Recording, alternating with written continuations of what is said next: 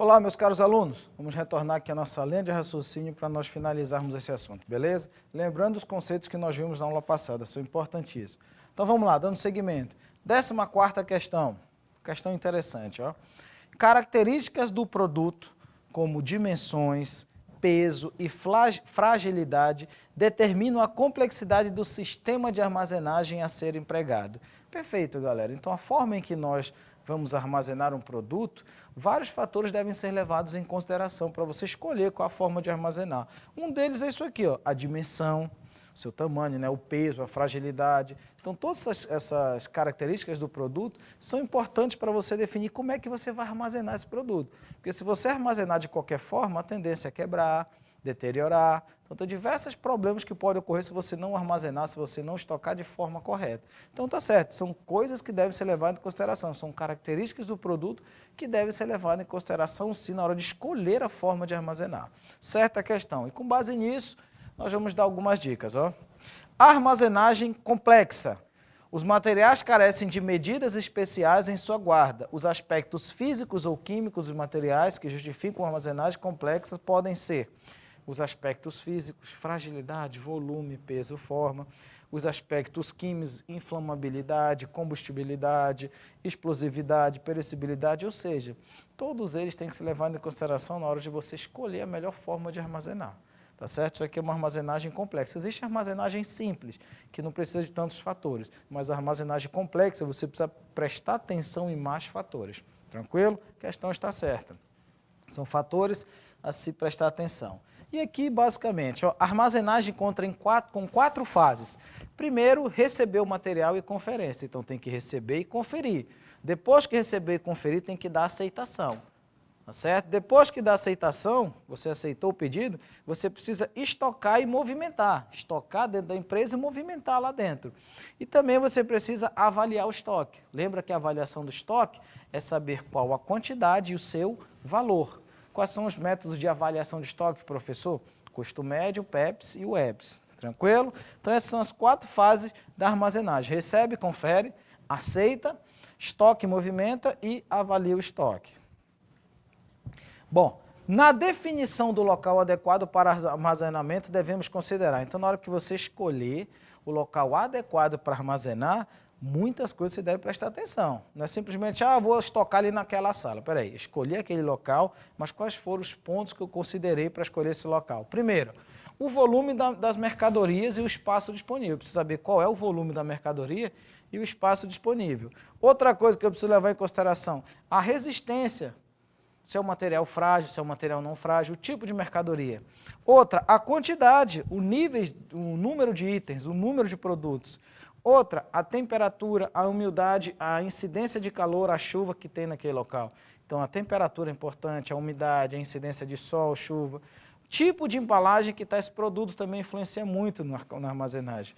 A velocidade necessária no atendimento, ou seja, qual é a movimentação? Entra, demora quanto tempo para sair do estoque?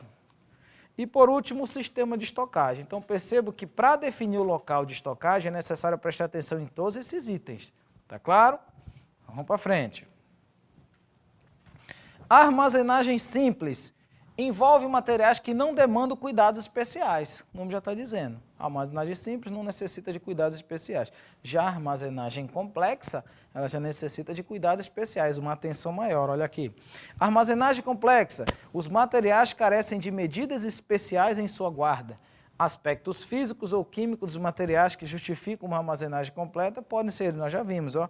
Aspectos físicos do material, a fragilidade, o volume, o peso, a forma. O aspecto químico dele, a inflamabilidade, combustibilidade, tá certo? Então, simples, armazenagem simples, você não precisa tantos cuidados, beleza? Agora, armazenagem complexa, precisa tentar em outros pedidos. Conceito interessante. Técnicas de estocagem, é muito importante saber técnicas de estocagem. Carga unitária, embalagem de transporte, são os pallets. Arranje uma certa quantidade de material como se fosse uma unidade, facilitando o manuseio, transporte e armazenagem. Sabe como é que você pode lembrar? Quando você vai no mercado que vende em atacado, você vê que eles pegam, por exemplo, eles pegam, em vez de pegar várias caixas pequenas do produto, eles juntam as caixas pequenas formando uma unidade maior, nós chamamos de carga unitária. Aí colocam em cima de um pallet, não é isso?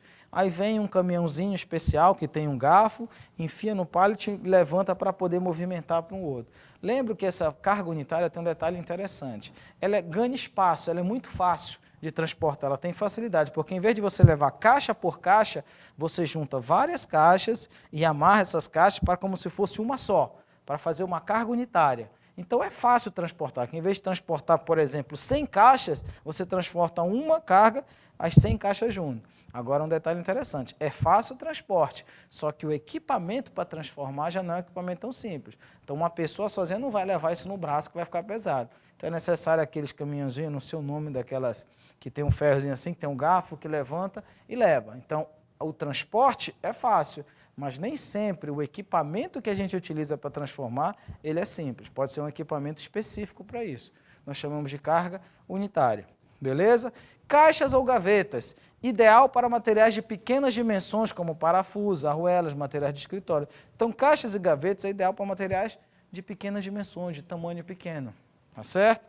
Prateleiras, destinadas a materiais de tamanho diversos e para o apoio de gavetas e caixas, adequadas para peças pequenas e leves e quando o estoque não é muito grande, que é mais simples, mais econômico. É muito comum você ver prateleiras, não é isso? Também é adequado para peças pequenas e leves, tá? Prateleira. E quando o estoque não é muito grande, beleza? Racks, para peças longas e estreitas, exemplos, tubos, barras, vergalhões e feixes. Então você utiliza rack para peças longas, tranquilo? Olhando para cá, outro, empilhamento, uma variante das caixas, para aproveitar ao máximo o espaço vertical, empilhar é espaço vertical, reduzindo a necessidade de divisões nas prateleiras, formando uma única prateleira. As caixas ou pallets são empilhados uns sobre os outros, sentido vertical, perfeito? Obedecendo distribuição quantitativa. Container flexível é uma das técnicas mais recentes, utilizado para sólidos a granel e líquidos em saco. Sólidos a granel é aquele sólido que não está dentro de uma embalagem, beleza? Então você tem o chamado container flexível. Então aqui são algumas técnicas interessantes, perfeito? Tipos de armazenagem, acompanhe. O esquema de armazenagem escolhido por uma empresa depende da situação geográfica de suas instalações, da natureza dos seus estoques, tamanho e respectivo valor. A disposição dos materiais deve ser enquadrar em uma das alternativas que melhor atende seu fluxo. Então, preste atenção, que o tipo de armazenagem que a empresa escolheu tem que levar algumas considerações. Primeiro, a situação geográfica da tua empresa, ou seja, ela tem estrutura para isso? Será que na tua empresa ela tem um local adequado para armazenar, para estocar? Então, a estrutura da tua empresa influencia muito na hora de você escolher o tipo de estocagem. Outra coisa, a natureza do teu estoque. Quais são os produtos que você vai ter no estoque? Será que são frágeis? Será que não são frágeis? Será que são complexos? São simples? É importante. E segundo, o tamanho do teu estoque é importante e o valor dele. Então, são fatores que você tem que prestar atenção na hora de escolher o tipo de armazenagem. Tranquilo? Bom, aí vem armazenagem por agrupamento. Depois que você já escolheu, vem os tipos, as funções do estoque. Primeiro, armazenagem por agrupamento. Facilita a arrumação e busca, mas nem sempre permite melhor aproveitamento do espaço. Ou seja, você vai agrupar produtos semelhantes, tá certo? Então, facilita as tarefas de arrumação e busca. Porque você sabe que se você quer um produto do tipo C, você vai encontrar lá naquele agrupamento que você fez somente para produtos do tipo C. Então, o agrupamento é muito fácil para você localizar, porque você sabe que naquele grupo só tem produtos C, mas nem sempre você consegue o melhor espaço. Nem sempre você consegue aproveitar o melhor espaço lá da sala. Tranquilo? Então, armazenagem por agrupamento facilita a tarefa de arrumação e de busca, de localização, porque você vai agrupar produtos semelhantes. Tranquilo? Armazenagem por tamanho. Na armazenagem por tamanho, você não está levando em consideração se os produtos são semelhantes ou da mesma classe, mas você está armazenando para aproveitar o espaço da sala. Ou seja, eu vou colocar o tamanho certo no local certo na sala. Então, eu estou armazenando por tamanho. É o tamanho que eu levo em consideração para guardar naquela sala. Para quê? Para aproveitar da melhor forma o tamanho da sala. A estrutura da sala eu quero aproveitar da melhor forma. Tranquilo? Armazenagem por frequência. O que é armazenagem por frequência? É um exemplo. É eu deixar perto da porta aquele produto que mais eu uso, que mais eu vendo. Então, armazenar por frequência é armazenar de uma forma que você deixe mais fácil de localizar aquele produto que você mais usa, aquele produto que você mais vende. Então, se a frequência do produto A é maior do que a frequência do produto B, concordem comigo que eu vou colocar esse produto A mais perto da porta, por exemplo. Por quê? Porque eu preciso toda hora dele, toda hora eu estou vendendo, então toda hora eu preciso ir lá no meu estoque e pegar produtos A. Então fica perto da porta, eu estou armazenando por frequência. O mais fácil de localizar é aquele que tem maior frequência de uso. Perfeito? E armazenagem especial, que são ambientes climatizados, destinados a materiais que exigem tratamento especial. Exemplo, inflamáveis. Então tem também aqueles produtos que precisam de uma armazenagem especial, que a gente tem que ter cuidado com temperatura, com umidade, com incidência do sol. Beleza? Então cuidado que são técnicas utilizadas. Armazenar por agrupamento, agrupar produtos semelhantes numa classe, não é isso? Que até facilita a localização, mas não aproveita o melhor espaço da sala. Armazenagem por tamanho, você utiliza melhor o espaço da sala. Armazenagem por frequência, você vai armazenar conforme a frequência de uso. E armazenagem especial são aqueles produtos que precisam de um cuidado especial na hora de armazenar. Perfeito? Então, vamos lá. 15ª questão. A utilização de caixas ou gavetas é uma técnica de estocagem adequada para materiais de pequenas dimensões, como parafusos, arruelas e materiais de consumo. Perfeito, galera. Caixas e gavetas são adequados para materiais de pequenas dimensões, como exemplo, parafusos, arruelas, materiais de escritório.